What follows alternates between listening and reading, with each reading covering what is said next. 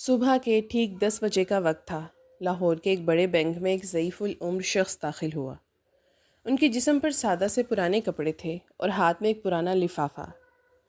جیسے ہی وہ بزرگ بینک کے اندر آئے تو وہاں موجود تمام کلائنٹس اور بینک کے ملازم عجیب نظروں سے انہیں دیکھنے لگے۔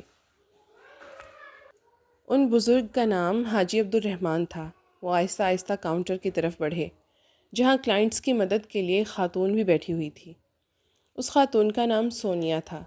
حاجی عبدالرحمن نہایت نرمی سے سونیا سے مخاطب ہوئے اور بولے، بیٹی میرے اکاؤنٹ میں کچھ مسئلہ آ رہا ہے، سمجھ نہیں آ رہا کہ کیوں صحیح نہیں چل رہا۔ یہ کہہ کر انہوں نے لفافہ آگے بڑھایا، لیکن سونیا نے ان کے پرانے کپڑے کو دیکھتے ہوئے تھوڑے طنزیہ لہجے میں کہا، بابا جی کہیں آپ غلط بینک تو نہیں آ گئے؟ مجھے لگتا ہے آپ کا اکاؤنٹ یہاں پر نہیں ہے۔ حاجی صاحب بڑی سادگی سے بولے، بیٹی ذرا دیکھ لو، شاید میرا اکاؤنٹ یہیں ہو۔ اس پر سونیا نے لفافہ لیتے ہوئے کہا، بابا جی اس میں تھوڑا وقت لگے گا، آپ کو کچھ دیر انتظار کرنا ہوگا۔ یہ کہہ کر وہ دوسرے کلائنٹس کا کام کرنے لگی اور حاجی صاحب وہیں کھڑے انتظار کرنے لگے۔ کچھ دیر بعد انہوں نے دوبارہ کہا، بیٹی اگر تو مصروف ہے تو مینیجر کو بلا دو، مجھے ان سے کچھ ضروری کام ہے۔ یہ سن کر سونیا نے دل نہ چاہتے ہوئے بھی مینیجر کے کیبن کا نمبر ملایا اور فون پر اطلاع دی، سر ایک بزرگ آپ سے ملنا چاہتے ہیں، کیا میں انہیں اندر بھیج دوں؟ مینیجر نے اندر سے ہی حاجی صاحب کی طرف دیکھا اور ان کے سادہ کپڑے دیکھ کر بولا، یہ ہمارے بینک کے کسٹمر ہیں، یہ یوں ہی چلتے پھرتے آ گئے ہیں۔ سونیا نے جواب دیا، سر یہ بات تو معلوم نہیں، لیکن وہ آپ سے ملنے کی ضد کر رہے ہیں۔ یہ سن کر مینیجر نے سخت لہجے میں کہا، میرے پاس ایسے لوگوں کے لیے وقت نہیں ہے، تم انہیں بیٹھا دو، کچھ دیر بیٹھیں گے اور پھر خود ہی چلے جائیں گے۔ سونیا نے حکم ملنے پر حاجی صاحب سے کہا، بابا جی آپ وہاں ویٹنگ ایریا میں بیٹھ جائیں، تھوڑی دیر تک آپ کو بلا لیتے ہیں، جب مینیجر صاحب فارغ ہو جائیں گے تو آپ سے ملاقات کر لیں گے۔ حاجی صاحب خاموشی سے ٹہلتے ہوئے ویٹنگ ایریا کی طرف گئے اور ایک کونے میں رکھی کرسی پر جا کر بیٹھ گئے۔ وہاں موجود تمام لوگ انہیں عجیب نظروں سے دیکھ رہے تھے، کیونکہ اس بینک میں آنے والے زیادہ تر کلائنٹس امیر لوگ تھے جو مہنگے سوٹ پہن کر آتے تھے۔ سب کو یہی لگ رہا تھا کہ اس بزرگ کا اکاؤنٹ اس بینک میں ہونا ناممکن ہے، اس لیے سب ان کی طرف دیکھ رہے تھے اور ان کے بارے میں چام گوئیاں کر رہے تھے۔ کوئی کہتا کہ یہ تو بھیک مانگنے والا لگتا ہے، کوئی کہتا یہ یہاں غلطی سے آ گیا ہے۔ یہ باتیں حاجی صاحب کے کانوں تک بھی پہنچ رہی تھی، لیکن وہ سب کو نظر انداز کرتے ہوئے خاموش بیٹھے رہے۔ بینک میں ایک اور ملازم فہد بھی کام کرتا تھا، وہ باہر گیا ہوا تھا۔ جیسے ہی واپس آیا اس نے بزرگ کو دیکھا، سب کی باتیں سنی اور یہ رویہ دیکھ کر بہت افسوس ہوا۔ وہ سیدھا حاجی عبدالرحمن صاحب کے پاس گیا اور ادب سے پوچھا، بابا جی آپ یہاں کیوں آئے ہیں؟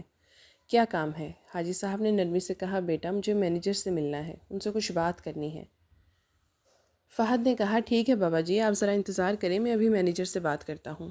وہ مینیجر کے کیبن میں گیا اور اس بزرگ کے بارے میں بتایا۔ مینیجر نے بے پرواہی سے کہا، ہاں مجھے معلوم ہے، میں نے ہی اسے وہاں بٹھایا ہے، تھوڑی دیر بیٹھے گا اور خود ہی چلا جائے گا۔ یہ کہہ کر اس نے فہد کو کوئی اور کام دے دیا۔ فہد چپ چاپ واپس آ گیا۔ اب حاجی صاحب کو بیٹھے ہوئے 1 گھنٹہ گزر چکا تھا اور وہ صبر سے انتظار کرتے رہے۔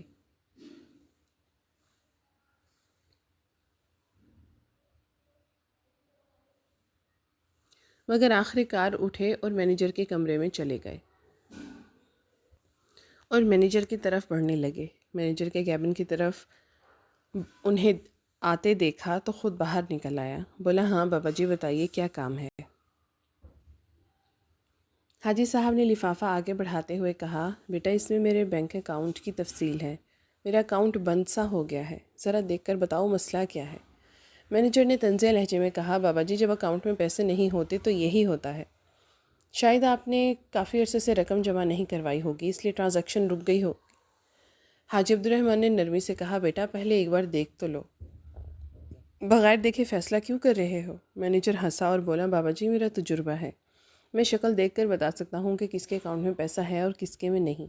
آپ کے اکاؤنٹ میں کچھ نہیں ہوگا، بہتر یہی ہے کہ آپ یہاں سے چلے جائیں، آپ کی وجہ سے بینک کا ماحول خراب ہو رہا ہے۔ یہ سن کر حاجی عبدالرحمن نے لفافہ میز پر رکھا اور بولے، ٹھیک ہے بیٹا، میں جا رہا ہوں، لیکن اس لفافے میں جو تفصیل لکھی ہے وہ ایک بار ضرور دیکھ لینا۔ یہ کہہ کر وہ بینک سے نکل جاتے ہوئے بس اتنا کہا، بیٹا تمہیں اس بات کا انجام بھگتنا پڑے گا۔ یہ سن کر مینیجر لمحہ بھر کے لیے گھبرایا، مگر فوراً خود کو سنبھال لیا اور بولا، بڑھاپے میں اکثر لوگ ایسی باتیں کر جاتے ہیں۔ اس نے لفافہ میز پر ہی چھوڑ دیا۔ کچھ دیر بعد فہد وہاں سے گزرا۔ اس نے لفافہ اٹھایا اور کمپیوٹر میں ریکارڈ چیک کیا تو یہ دیکھ کر حیران رہ گیا کہ حاجی عبدالرحمن اس بینک کے سب سے بڑے شیئر ہولڈر ہیں۔ ان کے پاس بینک کے 60% شیئرز ہیں۔ فہد کے ہاتھ کانپنے لگے اور اس نے رپورٹ نکالی اور مینیجر کے کیبن میں گیا۔ مینیجر اس وقت ایک امیر کلائنٹ سے بات کر رہا تھا۔ فہد نے اجازت لے کر رپورٹ میز پر رکھی اور بولا، سر بہتر ہوگا کہ یہ ایک بار دیکھ لیں، یہ اسی بزرگ کی رپورٹ ہے جو ابھی گئے ہیں۔ مینیجر نے ہنستے ہوئے کہا، مجھے ان جیسے لوگوں میں کوئی دلچسپی نہیں۔ یہ کہہ کر رپورٹ ایک طرف رکھ دی۔ اگلے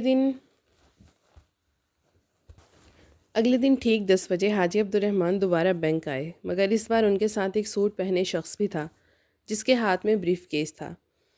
دونوں کو دیکھ کر پورا بینک رک سا گیا۔ حاجی صاحب نے مینیجر کو اشارہ کیا کہ وہ ان کے پاس آئے۔ مینیجر گھبرایا ہوا ان کے سامنے پہنچا۔ حاجی صاحب نے سخت لہجے میں کہا، کل تم نے جو رویہ اختیار کیا وہ ناقابل برداشت تھا۔ اب تم اپنی سزا کے لیے تیار ہو جاؤ۔